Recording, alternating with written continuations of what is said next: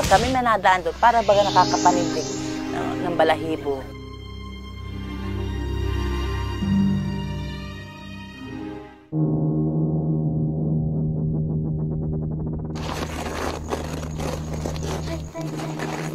Tuwing madaling araw, ginigising daw sila ng mga kaluskos. Paggalaw ng mga larawang nasa kwadro, hindi naman lumilindol o malakas ang hangin.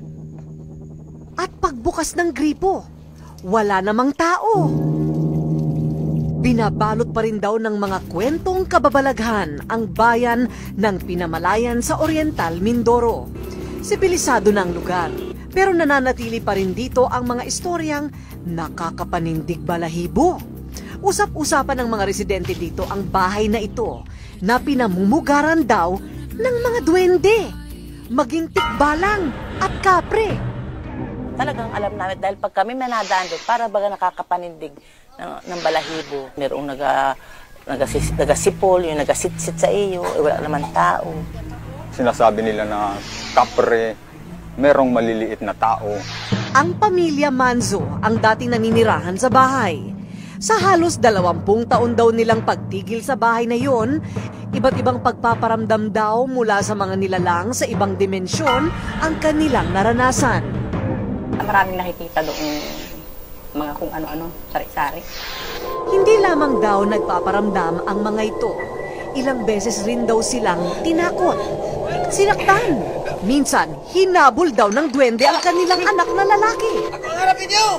Huwag yung pamilya ko! At nang hamunin na magpakita ang mga ito, bigla na lamang daw nanakal sa leeg ang mga nilalang na hindi nakikita. Sakta din ako nung kami naglaban nun. Nakapay-litik-litik ako. Hindi naman ako hinahingi ng sakluro sa aking pamilya. Wala ay magkatabi lang kami ng kwarto. Kasabay ng mga panggagambala, patong-patong na kamalasan din daw ang dumating sa pamilya. Madalas daw silang magkasakit. Nalugi ang kanilang tindahan. Dahilan para sila'y maghirap at mabaon sa utang. At nagkahiwalay din daw silang mag-asawa. Isa lamang ang kwento ng pamilya Manzo na sa napakadaming kwentong kababalaghan sa Pilipinas.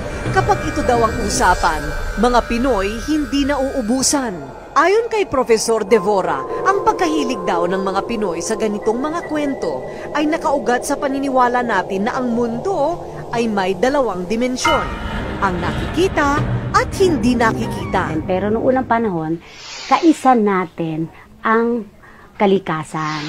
Dahil may buhay ang kalikasan at kapwa natin ang kalikasan at kaisa natin yung mga espiritong buhay doon o nakatira doon sa kalikasan. Ayon sa albularyong tumingin sa bahay ng pamilya Manzo, maaring may binabantayan daw na kayamanan ang mga mahiwagang nilalang sa pinagtirikan ng kanilang bahay. At nang ito ay nabulabog, yon ang umpisa ng kanilang panggagambala. Yung payo sa amin ng manggagamot, umalis na lang kami doon. Dahil kung hindi, baka daw yung anak ko nabubuntisan daw yung ganyang mga gaya ng tikbalang, kapre, nakakabuntis daw yan ng gaya natin. Agad naman nilang sinunod ang payo at pinagbili ang bahay dahil sa takot na kung hindi nila gagawin, baka may mas masama pa daw mangyari sa pamilya.